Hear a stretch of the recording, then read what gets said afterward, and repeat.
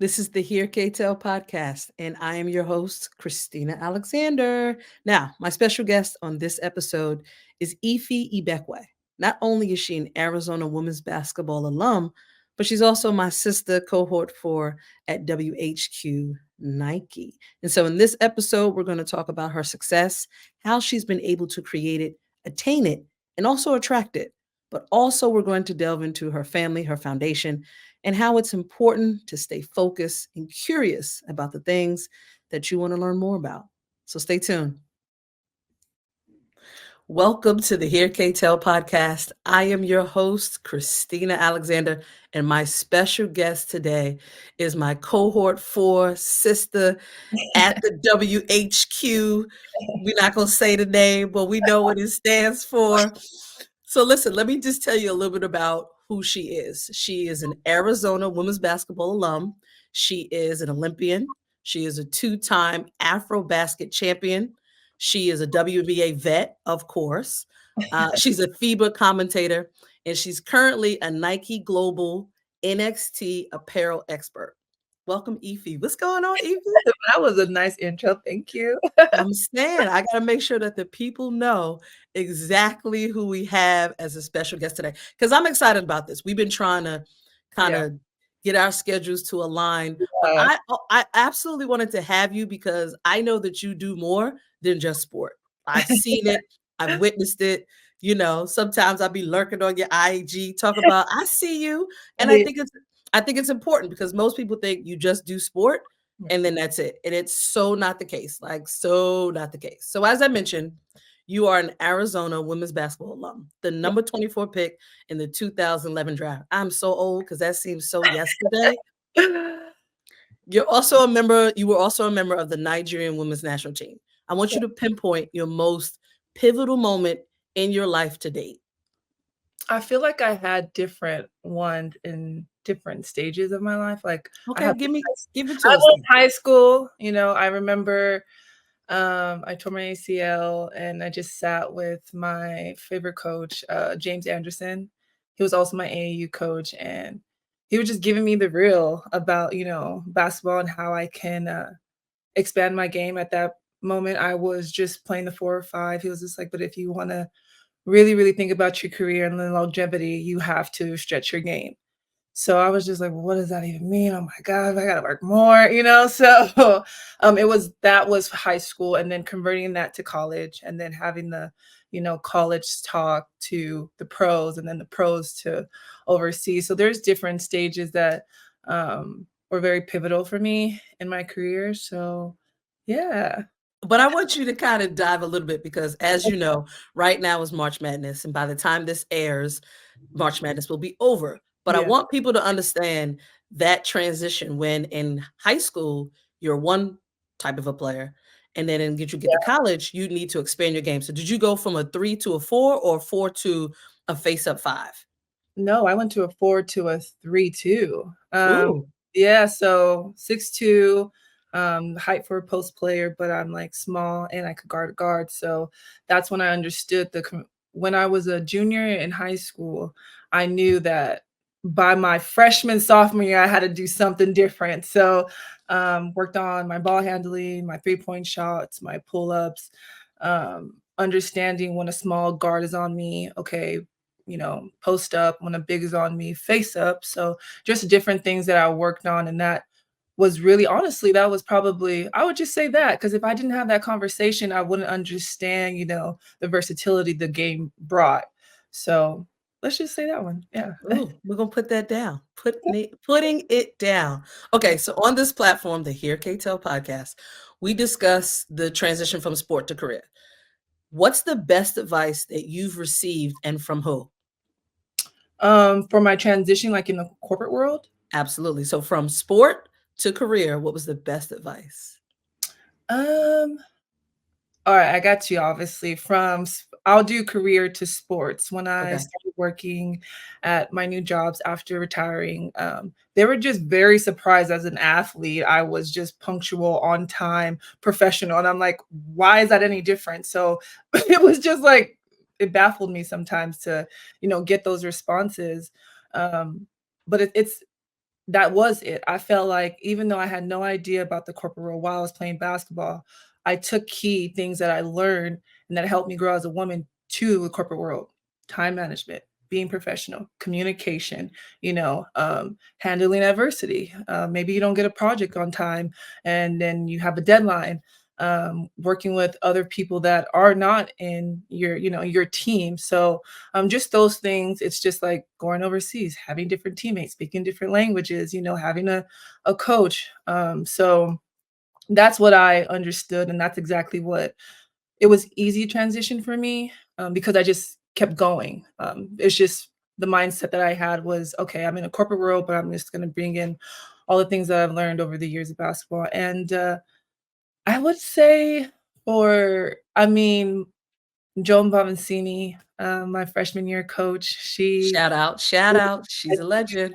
my second mom, man. She really, really helped me in every aspect. I remember when I was in South Korea, I was calling her. When I was in Italy, I was calling her. When I was with the Nigerian national team, like she really helped me in different ways financially, being the professional that I am, transitioning. She was also a commentator. She gave me tips and tricks about the commentating world and that aspect, just literally everything. So, yeah, we had a really long talk when I was going to retire, and yeah, so that was Ooh, good.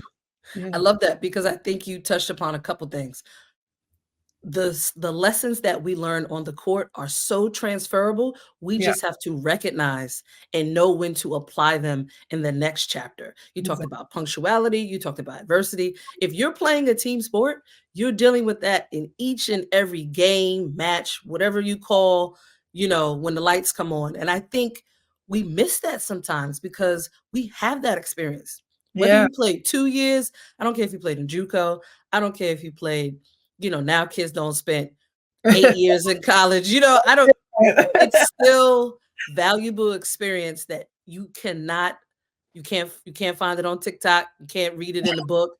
It's yeah, your expertise, it's your experience, and I think sometimes as athletes, we forget that it's in us. We already have it, we just have to show it to the world, be able to articulate it. The other thing you mentioned was having a mentor, having someone that you can actually call upon, and mm, not someone, your friend around the street, you grew up together, but someone who's been there, done that, that can kind of walk you through some of the challenges and kind of prepare you for some of the things you may not experience or you may experience in the future. So I think that's so critical, that's so huge. yeah, And I think it's important because I don't people just want to do this alone. And I'm like, you wasn't playing basketball alone. You had yeah, 4 players on the court and the young ladies who was on the bench. Like yeah. what that's at least 15 sisters. Like what do we Not we're even, not yeah, not even including the staff, right? the managers, Come or on. physio, the coaches. So Don't uh, talk about the strength and conditioning coaches. What? Shout out to them. Yeah, for all of real, them. I honestly realized that every team that I've been on, they were like my best friends. It's That's very their important. role. That's very important, and that's one That thing that I sorry, I'm No, just go ahead. Keep going. Do it. thing that I wish when I was playing, like health and just taking care of your body more than I do now. I think that's something that I wish I knew more then, you know? You just answered my next question because I was literally going to pivot into if you could identify something you paid more attention to or something you needed more support with. And it sounds like that piece is something you would definitely have paid more attention to. Yeah, so yeah, really. When I tore my ACL in high school, I just, you're young, body bounced back, act like it was nothing, right? So when I was at USA basketball trials, I think my sophomore year, and I literally tore every ligament in my foot and ankle. I was out. It was then where I like kind of was like, okay, I'm not bouncing back as I used to. What is going on? This is a different part of my body, so just relearning how to use my joints and walking again, it really, I guess that was the moment was just like, there's more about this. I'm not going to investigate because I got to get back on the court, but there's more. And so as I was, growing through WNBA and then overseas, understanding like taking care of your body is very critical. What you eat Mhm. critical. And at the end of my career, I understood that. lagging injuries over the years and just, not recovering fast enough between games and travel.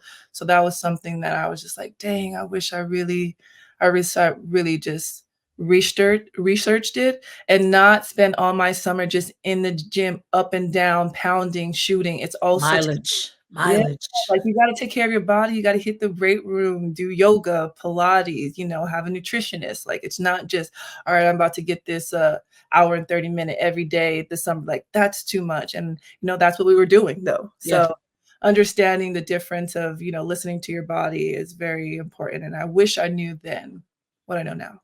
Ooh, I love that because Okay, I'm just dropping, gems, just doing it. Come on, give them the nuggets. They're waiting for it. Yeah. Because it's interesting that you say that because now I want to position that mode of thinking into the corporate space. Obviously, you said if I had have spent more time and researched injuries, how do you kind of translate that to the corporate space to when you're not familiar with a project, you don't have the information that you need. Do you apply the same mindset now to I need to go talk to the people who do know? Yes, absolutely. Okay. I'm not afraid to ask questions. If anybody knows me in this world, I'm not, and I'm very Evie. persistent. Like, I need some answers, I need to know why, when, where, who, and what, because that's gonna help me, and Mhm. in the workspace that I work in, curiosity is very welcome. So they really appreciate me asking questions a lot. So um, definitely, if I don't know anything or a certain matter or a gray area, I'm asking questions about it, and then taking that, just not just asking, and be like, okay, doing the research myself on my own time.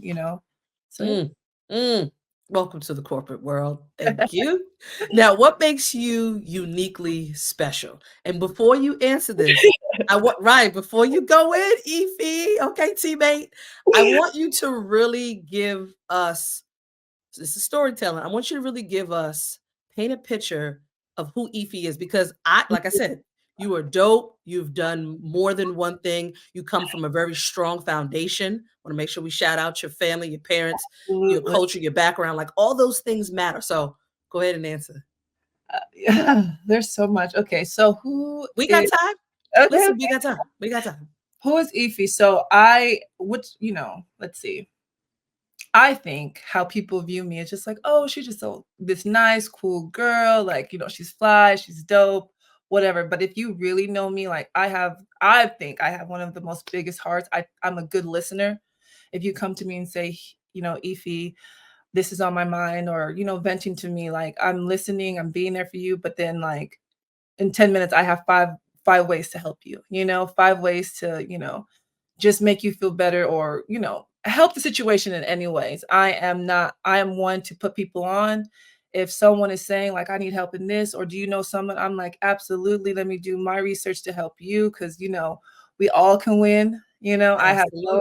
problem with sharing in that regards. I'm just a go-getter, I'm very creative. I'm always doing something. I don't even know how I be in something, So but I'm true. in something. And I I don't know how, but I'm a type of person that looks at life as whatever experience comes my way, I'm gonna be present and I'm gonna dive into that, and just have that as a memory for me. I'm kind. Don't play with me though. Um, Don't come for me unless I sent for you. um, yeah, I mean, I would just say that I'm a light spirit person, living in God's confidence, always smiling. Talk about it. That's one thing I can say. Evie will make sure that you are active. You need something? Oh, she'll get it for you. And there's no, like, what's the saying? There's no grass growing underneath your feet. No, ma'am.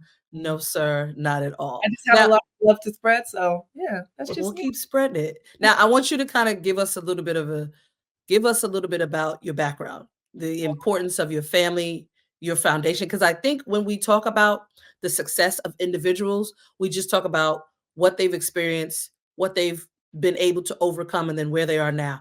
But it's always comes back to whether it's, again, mother and father, brother and sister, auntie, uncle. There's always someone or something that has allowed you to really, really, really, really, really get to that success spot. Yeah, I could talk about, like, my 2 coaches, one in high school, one in college, how they were you know, very important to me, but my family, we're a team. My big family. Um, my mother and my father came to America when they were in their 20s, Mhm. studying, had four amazing children. My oldest brother, Oni, I have another brother named McKenna, and my sister Ray, and then there's me, there's four of us.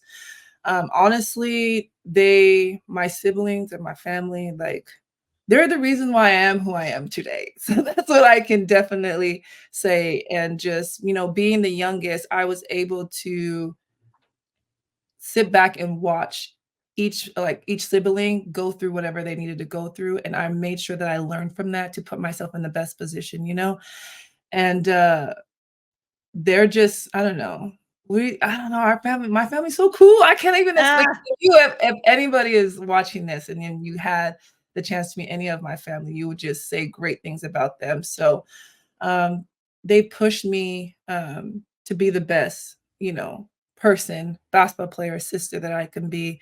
My mom, very strong, prayerful woman. That's where I get absolute. my sass from, my spiritual journey from, my worth ethic from. My dad, smart, genuine, funny, laid back guy, very, very wise. And you know, I just call my dad sometimes and just hear him talk because he's very wise, very, very, very wise. And then each sibling that I have, like, they always like feed me something. I always learn something from them. And I have two stories to tell if I can. Yeah, yeah, let's go. College jersey number, that's very important. You know, your jersey number is your identity, and people would say, "Oh, I wear 23 because of this," or "I wore," you know, whatever it is. But in high school and college, I wore the number 3 because I have 3 Okay. siblings, and without them, honestly, I wouldn't even remotely be where I am or all the experience that I've experienced, especially in the basketball realm, without them. And then I was 25. 'Cause I don't know, like, my brother was, you know, he did the summer leagues for NBA, and so Mhm. I was just like, "Dang, like, there gotta be an Ibekwe in the league," you know? So, I changed my jersey number from 3 to 25 just to honor him Okay. in that way, and so to play having a, like, official game, you know? And so then, I got injured, and I was like, "Alright, it's about me now," you know what I mean? Like, "Okay, I love y'all, but stab in the Oh, back." So, I just flipped it and became 52, and I just rocked that number, honored that number. That was my Olympic number, and so, um, yeah, they just shout were out to the tribe. Shout out to your family. I love Shout out to right. Shout them my out. Like, that's why I'm like, listen, we my wanna give people their last flowers. words though, but I love them. You know, when we're spread out, you know, we don't all live, in the same state, but when we come together, it's all laugh and all love. So, yeah, shout out Family's to the important. next squad. No, Hey. yeah, No, I hear you, and that's why I wanted to at least talk a little bit about it because yeah, I can relate foundation, family, the people who help you get to where you are, and not just when you're, like, older in life, but when they help you when you reach that new chapter, those same people are there supporting you, yeah. wanting you to succeed, and it's so, so, so important. I remember different spaces during my journey, where I was closer to one, whether it's my mom, my parents, or a sibling, and just having them be there for me, it was just, like, really cool. Through my Mm, yeah, and when I played for the Sparks and they were just on time for once and, like, just, like, there, it was just I felt like God gave me that opportunity to be on the Sparks, not for me, but for my family, for my hometown, mm. so, yeah. Shout out to the Sparks. Okay, so, clearly, as I mentioned earlier, you do more than just one thing, and one of the things that I found to be interesting that I learned about you is you are a FIBA commentator. Now, Yeah, there's some folks listening going, "Okay, so she played at Arizona, she played in the league, that's great, I'm not going to the league, but I enjoy sports. I'm much more active than I was before. I'm interested in becoming a commentator." yeah. How did you get involved with FIBA and commentating? And what are like, I want you to outline 2 steps that our viewers can execute in order to get into it. Okay, so when it was 2019, and I was just like, okay, you feel like, what's next? You know, basketball's about to be over. You never want to stop basketball and then like try to figure out you want to have something like set up so that your transition's a little bit easier. So in Mhm. 2019, I joined the Nigerian national team. I went to first Afro Basket tournament. So that was my first FIBA tournament. So I was just like amazed, like, oh my God, like what is this? So we were in Senegal. We won that year, but I was just talking to all the FIBA people, like, what do you do? Like, do you like your job? But okay, you're in this country, but you're here. Like, just asking questions about each member because I wanted to be a part of it. Because I was just like, this is around sports. I don't want to retire and be a college coach. Like, I just didn't want to. I wanted to be Mhm. around the game of basketball or around sports, but just not as in the venue of coaching. So, just talking to them, getting their contacts and all that stuff. So then the next FIBA tournament, it was like, hey, I remember you, and so just building that repertoire. And then I think in 2021, FIBA put out like FIBA page put out some like she's got game, and it was introduction to commentary. So anybody could apply. I applied, and I applied during Afro Basket 2021. So I was already there talking. Mm. So they were like, you should do this and do this. And so I have one lady, she just helped me through the whole process because I was like, okay, I gotta go to practice because we got a game today, and like the championship's tomorrow. So just in and out of that during the tournament. Coach didn't know, my bad, but like I was like extremely proud because we won. That was my second time winning Afro Basket, but just to make that video and submit it, and then I heard nothing. I still was just like, okay, well, I'm not gonna retire until I find something. So continuing that realm, and then WHQ, that Right. the win, whatever, Right, came right. and was just like, all right, well, this is another way. I applied, I got the job, I retired, and then boom, they're like, hey, we like you, we know you. Do you want to give this a try? And I'm like, absolutely. So I didn't know where in FIBA I was gonna be. And then Mhm. they told me because I was thinking, like, okay, I know how to do, like, I love media. One thing about We me, can tell, Ify. I could We get in can front of the we camera, can but I tell. could also be behind the camera asking questions and, making players feel comfortable when they have their media day in these tournaments. So I'm just like, all right, doesn't matter what, I'm just thankful for this opportunity. And then they're like commentating. I'm like, wait, what? I was like, okay. And I've been doing the color commentating for FIBA's. I've done the 2023 Afro Basket tournament. I did Kudos. Olympic qualifiers in Brazil, and now I'm doing the World Cup for under 17 in Mexico this upcoming summer. So yeah, so Nice. place me. I'm like, I'm there. So yeah, I really Nice. enjoy it. I really do. It's you, it's your personality. That's why I'm like, I'm not surprised. Now, if someone is looking to get into FIBA commentating, so Okay, what yeah. would they need to do to execute that? Listen, I don't know. I was very persistent, and I'm a type of person that I like to follow up. I like to like know people. Like, it's very important. Like, if you're gonna, I know this is a doggy dog world sometimes, but I think you Hey, appreciate, like, I hope you are well, and then continuing, exactly. not just like position, like, talk to me about it, like making connections and genuine connections, not just like, what do you have for me? What do I have for you? Just like actually being genuine. I think that helped me a lot. Um, Social media. I'm not a one to uh brag about social media, but it really does its trick. It's this generation's Cheat interview. code. Yeah, it really Right. is. So basically, following these websites or accounts whenever they post opportunity, looking at a post and just DMing them or emailing them for positions because there's always something. And yeah, I would just say, like, just reaching out to people in whatever field that you want to do, and that's exactly what I did, whether it was via social media or via email, via website. That's what I did. Stay the course. Okay, persistence. I see that. All right. Of course, N- the noise, okay. So tell our viewers, because again, you're an amazing person, and Oh, thank I'm a testimony to that. What's next for you, Ify? Like, what's next on this journey from sport to you. career? Man, I wanna touch so many surfaces, being that I have the opportunity to work in the field that we are in, that is Mhm. a big thing. Also being present in the FIBA world. I want to be able to start with a nonprofit or, go back in grassroots. I want to go back into Africa. I want to go back to Nigeria and just whether it's speaking engagement, I'm thinking about building a court there. I think that's important. My brother and I have been talking about that. I don't know, just touching surfaces that make me whole, make me happy, and make me be a blessing to somebody else. I don't know where that is. God is just really, really showing up for me, and I really appreciate that.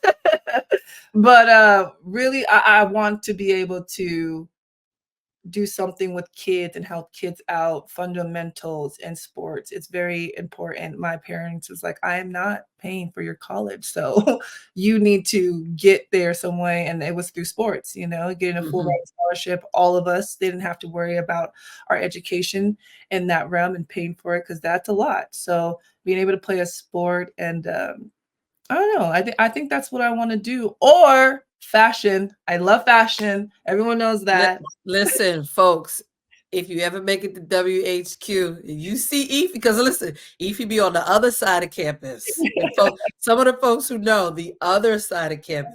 But when you see Ify, you already know, like, ooh, where'd you get Yeah, that from? yeah. Mm, I'm mm, very stylish and very creative, so, I've tried the whole, styling thing. It was nice, but I don't know, but I wanna create something. I wanna okay, start creating things that people can use. I think in the fashion sense of that, I can style someone that's easy, but, like, creating products for people, okay. so be all inclusive.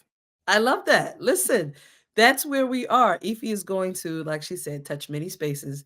And I can be a testament to that, that I, sister, wish you nothing but the best. I'm appreciative that we have become friends. I'm glad that we are in cohort 4. Shout Yes. out to 4. Thank you for joining me on the Hear K Tell podcast, Ify. It has been humbling experience. I appreciate you. Thank you. Thank you, thank you, thank you. Thank you for your patience. I know I've been busy, but you've been awesome, and I love what you're doing. Keep pushing the agenda and, having voices heard. I really appreciate you having me on your space. Absolute. We out. Okay, bye. We appreciate you joining us on the Hear K Tell podcast. Do me a favor, subscribe if you're not already a part of the family, like, and definitely share. We'll see you next episode.